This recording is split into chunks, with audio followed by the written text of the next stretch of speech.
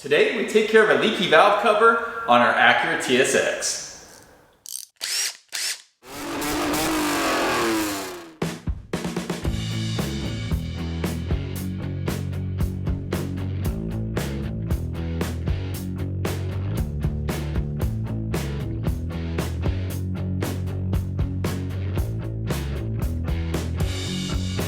Welcome back to the Auto Obsessive Garage. Chadwick with you again for another installment of, I'm gonna forget this title because it's way too wordy, but anyway, Project Budget VTEC Daily. Let's go with it.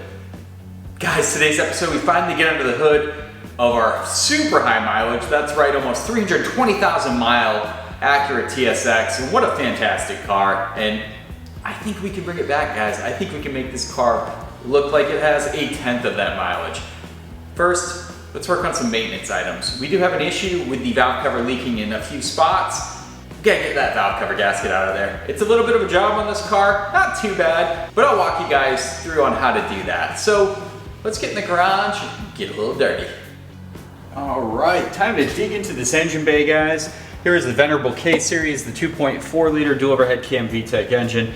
Great motor, but preventative maintenance time, we're gonna do the valve cover gasket, get in there, replace that. There's a bunch of other little gaskets that go around these bolts and they're obviously around the spark plug tubes. So for this job, I picked up I think it's off Amazon, valve cover gasket kit. Again, not trying to break the bank here, showing you guys there are ways to do jobs without spending a ton of money and not getting dirt cheap parts. These are highly reviewed, so it's got the complete gasket set and that's what you're looking for. There's all the other, like I talked about, the spark plug tubes, these ones around the bolts. You want to replace those because you don't want leaks at those points. Also came with some gasket material. I want to use a little bit of RTV at the corners, just at the cam lobes there, and we'll do that, and that just seals it up over time. But let's get this valve cover off of here. Let's get this bracket back here that holds the power steering line.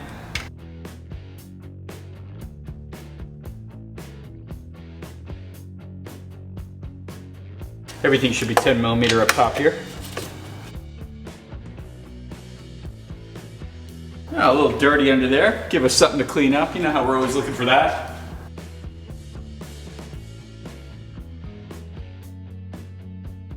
Yeah, it looks like this seal right here was going, so good thing we're doing the valve cover. There's a little dirty oil trail right there, so that's why we do these things. Eventually that becomes a nasty leak where it's leaking out on something warm and you can really smell it, so we don't want that in our lives. We got a couple other things we need to remove. You can see some PCV, ventilation hoses, things of that nature. Everything connected to this valve cover is going to have to come off. So next, let's just pull this plate.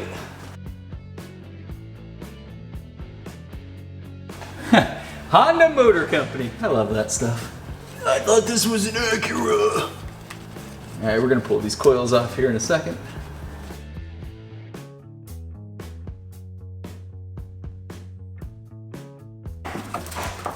There we go. That's the easy way to do it. You kind of tuck that in the back there. Dipstick's got to come out, I know that much. We want to go ahead and remove these two little 10 millimeters holding it to the valve cover. A little vacuum line.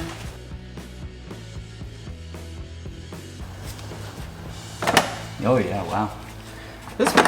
This car was really cared for. I know the mileage is insane, guys, at almost 320K.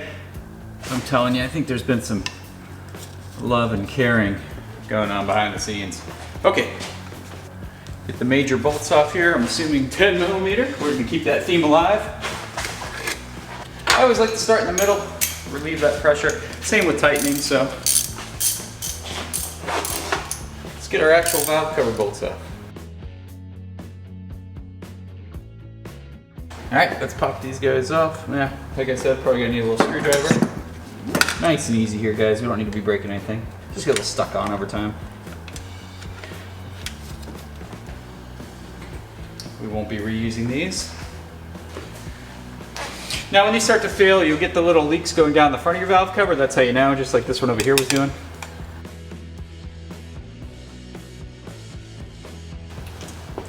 Those are 6 old ones. Now I keep my spark plugs in for this. You could go do your spark plugs at this time, but I'm always paranoid of stuff falling in, so leaving those spark plugs in there is cheap insurance. So our valve cover should be disconnected. I'm just going over it one more time. Now, some people will pry with a screwdriver. I'm not a super big fan of that. I like to give it some mallet taps to kind of break it loose. Again, just checking, nothing holding on. I find that rubber mallet taps do a pretty good job.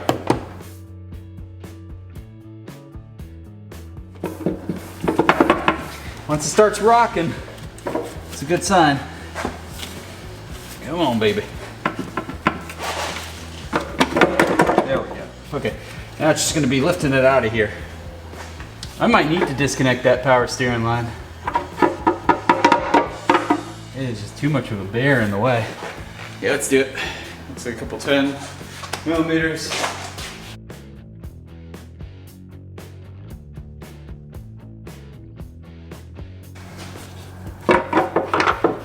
Make life a lot easier for ourselves. There we go, valve cover off. Boy, it looks good under there. Hell yeah. We got our valve cover on the ground now on a piece of cardboard. Obviously you want to remove your oil cap here so it'll lay flat. We got a couple jobs to do. We got to get the old gasket off of there. You also got to get rid of these 4 spark plug gaskets. These really do a lot. If you're getting oil in your spark plug from the top, it's these guys. If you have oil coming from the other way, consult an engine rebuilder. But honestly, it's a big deal if you're seeing oil sitting on top when you go to pull your spark plugs out. It's these guys right here. They harden over time and that oil just kind of gets down where it shouldn't. So we'll start by removing the gasket itself. It's a liability, why not replace it? Only a matter of time, right? This part is usually quite horrible, but I'll show you guys how I do it. I've got 2 out already. So what you're gonna do is get a kind of narrow flathead screwdriver. You're gonna place it right against where the gasket meets the metal down in there, and then you're gonna hammer it, not too hard, but just to get through that. You'll see it kind of separate. At that point, you pry it and you get that little section to come up. Now, especially if they're still soft, you can pull them out pretty easy, but when they get this hard, it's really hard to remove them. I'll use a good pair of pliers, grab where I lifted there, and they come right out.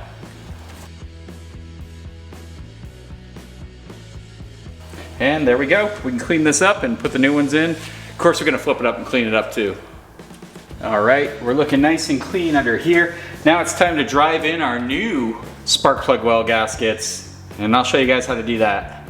So it's time to drive in these spark plug gaskets right here to prevent oil from getting in our spark plug wells. I've already put the valve cover gasket on. Absolutely easy, just the opposite of removal. You just want to make sure it's flat all the way around and press it down tightly. That way it doesn't fall off.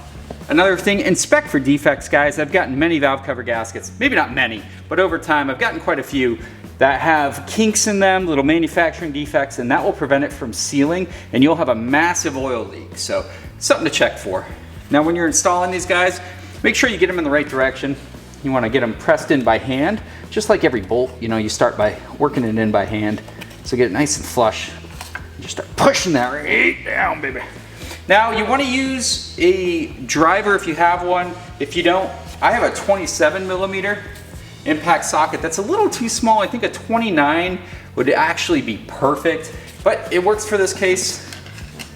So we're gonna grab our little socket, get a little hammer.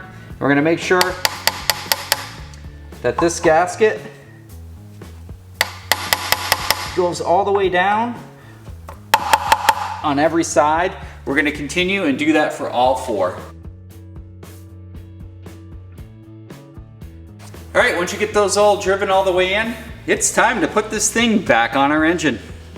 We're actually not looking too bad, just some general cleaning will do us good here.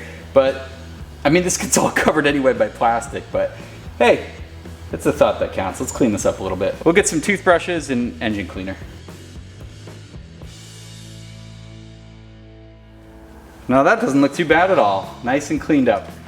Before we install the valve cover back on the engine, we want to apply some gasket RTV in certain places. I like the corners. I think the corners are always a good place to apply a little bit. It just makes sense in this application, so we're going to do that, and especially over here where you have this section that goes up around where the cam's attached. So let's just a little bit in the corners, a little bit over there, extra protection. Don't want to go crazy with this stuff.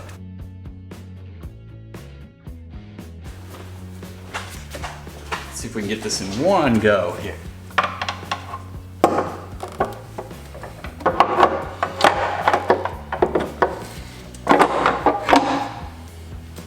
Boy, that felt pretty good, not gonna lie. Often can't get it to drop that well, that's nice. All right, what you're looking for is making sure all these are centered on their holes, so you know that's good. Okay, well look at that. Let's go ahead and get our hardware and get working on tightening this valve cover down. One little thing I like to do is get a little inspection mirror, like so, and check the back of the valve cover since it's hard to get a visual on that, just to make sure that gasket didn't squeeze through, didn't get pinched out. Nice and straight across the back, looking good. Awesome, better for that peace of mind. In applying our new hardware, we're gonna start with these little metal capped rubber gaskets that go where the valve cover bolts go, so let's go ahead and get these tightened on.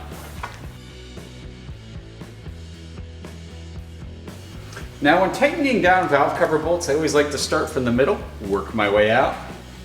That allows the pressure on the valve cover to be evenly distributed.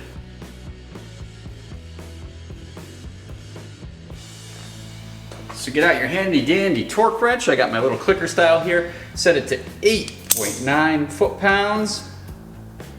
Just under 9, right around 9. And let's go ahead and tighten these down. Our happy little dipstick back on. Perfect. And our oil filter.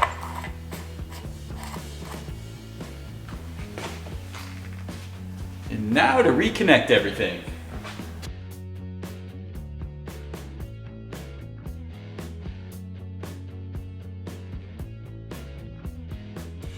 Time to place on our little plastic vanity covers. That actually look pretty cool, but easy enough to put back on.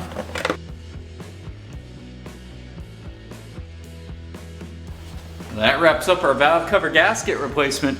Yeah, engine bay's looking a little more presentable now. We might have to do some more cleaning in here. We got some more jobs to do in here, don't worry.